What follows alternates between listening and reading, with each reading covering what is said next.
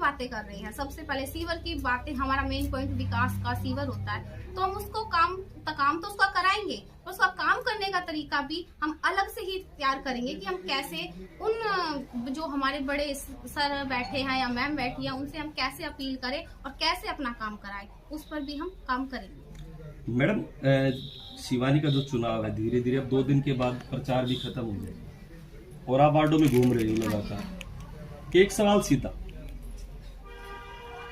आप चेयरमैन बनने के लिए निकले हुए हैं, टक्कर किसने मानती? मैं किसी से भी अपनी कोई टक्कर नहीं मानती, क्योंकि मेरा जो मुद्दा है, मैं पहले भी कह चुकी हूँ, ये पॉइंट मैंने बहुत क्लियर कर दिया है। मेरा मुद्दा है सिर्फ मेरे जैसे जो मेरे वोटर हैं, मेरे साथी, जो भी 36 बिरादरी है, जो मुझसे आस लगाए हुए हैं कि अगर पूजा चेयरपर्सन बनी तो हमारी समस्याओं का समाधान करेगी। मेरा मुद्दा यही है, मैं सिर्फ उनकी समस्याओं का समाधान करूंगी। मैं जो विश्वास उन्होंने मुझे दिखाया है, मुझे सहयोग किया है, मैं उनके विश्वास पर खरी उतरूंगी। मेरा सिर्फ यही मुद्दा है, मैं किसी से कोई टक्कर नहीं कर रही, ये मेरी सोच है। मैडम 2 नंबर पे कौन आएगा? वो तो जी इसकी हमें चिंता है ही नहीं। आपको सबको जनता जो निर्णय लेगी वो आप सबको रिजल्ट आने के बाद पता चल जाएगा।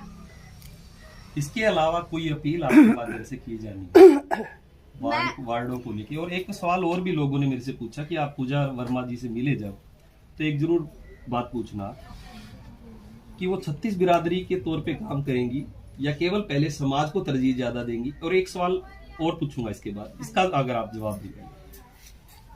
मैं 36 बिरादरियों के तौर पर ही काम करूंगी, क्योंकि मैं सिर्फ अपनी समाज की वजह से ही चेयरपर्सन नहीं बनूंगी।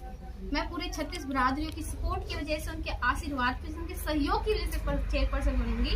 तो मैं सबको समान रूप से देखती हूँ और मैं 36 बिरादरियों के लिए ही काम करूंगी। मैडम, इसके अलावा एक बड़ा सवाल ये है, जब मैं आ रहा था तो मैडम जैसे लोगों ने भी कहा कि आप पूजा वर्मा से मिले, एक सवाल और भी करना, नगर पालिका जो होती है ना, वो सरकार के पैसे से जो ग्रांट आती है और पब्लिक के टैक्स से, दोनों से चलती है। तो टैक्स होता है, जैसे प्रॉपर्टी कोई मकान बना रहा है उसका टैक्स देना होता है, हाउस टैक्स होता है, बहुत तरह के टैक्स होते हैं। तो उसको लेके आपकी क्या आगे कार्यविधि रहेगी? क्योंकि टैक्स कलेक्शन मेन इशू है, और टैक्स कलेक्शन नहीं हुआ तो पैसा नहीं आएगा, पैसा नहीं आएगा तो विकास नहीं होगा, और विकास नहीं होगा तो पूजा वर्मा ने जो ख्वाब दिखाए हैं वो पूरे नहीं होंगे। उसको लेके आपकी क्या प्लानिंग? कहीं ये तो नहीं होगा कि जो वोटर आपके हैं वो तो बिना टैक्स के अपना मकान बनाएंगे और जो वोटर आपके नहीं है वो विद टैक्स अपना मकान बनाने पे मजबूर होंगे, उनको नोटिस जारी होगी? नहीं सर, ऐसा कुछ नहीं है। जो कि ये रूल है टैक्स पे करने का, तो ये तो रूल है, ये तो